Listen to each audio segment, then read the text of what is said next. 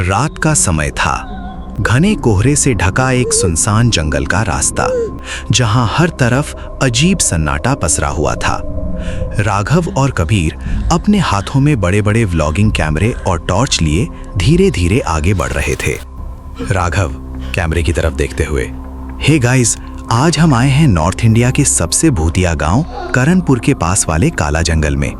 Local लोगों का कहना है कि यहाँ सालों पहले एक ऐसी चुड़ैल रहती थी जो लोगों के दिलों की धड़कन चुरा लेती थी। आज हम पता लगाएंगे कि इस कहानी में कितना सच है और कितना झूठ। कबीर डरते हुए पीछे से कैमरा पकड़कर, भाई राघव, मुझे लगता है हमें वापस चलना चाहिए। यहाँ तो परिंदे भी नहीं बोल रहे और ये ठंड, ये सामान्य ठंड नहीं है। दोनों जंगल के बीचों बीच एक पुरानी टूटी फूटी झोपड़ी के पास पहुंचते हैं। झोपड़ी के बाहर एक अजीब लकड़ी की गुड़िया लटक रही थी, जिसकी आंखों की जगह दो काले पत्थर लगे थे। राघव, देखो कबीर, ये वही वुडू डॉल जैसी लग रही है जिसका जिक्र गांव वाले कर रहे थे। जैसे ही राघव उस गुड़िया को छूने के लिए हाथ बढ़ाता है, पीछे से अचानक किसी के रोने जैसी तेज आवाज सुनाई देती है। रहस्यमयी आवाज, उसे मत छूना अगर अपनी जान प्यारी है तो। राघव और कबीर तुरंत पीछे मुड़ते हैं।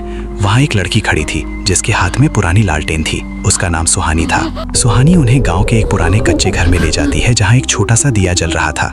वो धूल से भरी एक पुरानी डायरी खोलती है। सुहानी, जिसे तुम लोग सिर्फ कंटेंट और व्यूज का जरिया समझ रहे हो, वो इस गांव का सबसे बड़ा श्राप है। 1920 के दशक में इस गांव में वसुंधरा नाम की एक बेहद खूबसूरत औरत रहती थी। गांव के जमींदार ने उस पर झूठा आरोप लगाया और उसे इसी जंगल के कुएं में जिंदा फेंकवा दिया। मरते वक्त उसने पूरे गांव को श्राप दिया और वो बन गई रक्तमुखी, खून की चुड़ैल।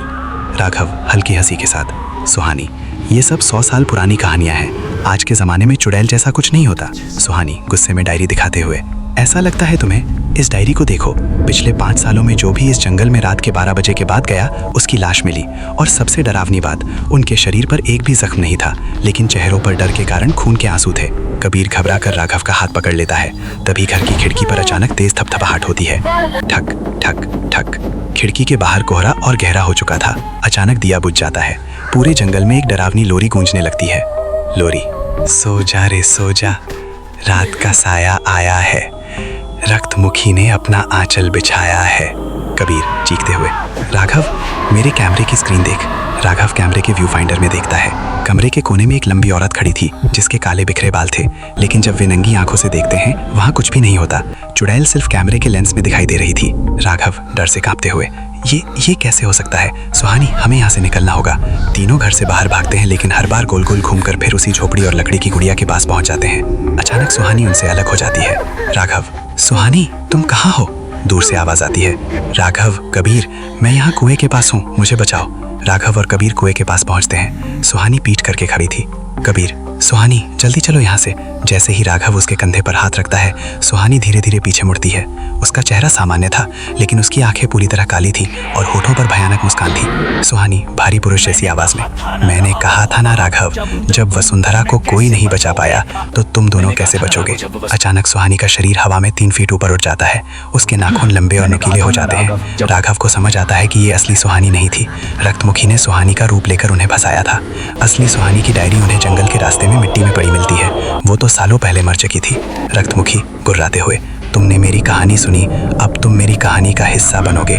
चुड़ैल उन पर झपट पड़ती है। राघव और कबीर चीखते हुए कैमरा फेंककर अंधाधुंध भागने लगते हैं। भाग 5, अंतहीन श्राप। सुबह का सूरज उग चुका था, लेकिन जंगल अब भी घने कोहरे में डूबा था। राघव और कबीर सड़क की तरफ भाग रहे थे। उनके कपड़े फटे हुए थे और चेहरों पर खौफ साफ दिखाई दे रहा था। कबीर, राघव, हम बच गए ना? लेकिन जैसे ही वे जंगल के किनारे पहुंचते हैं, रास्ता बदल जाता है और वही झोपड़ी व लकड़ी की गुड़िया फिर उनके सामने आ जाती है।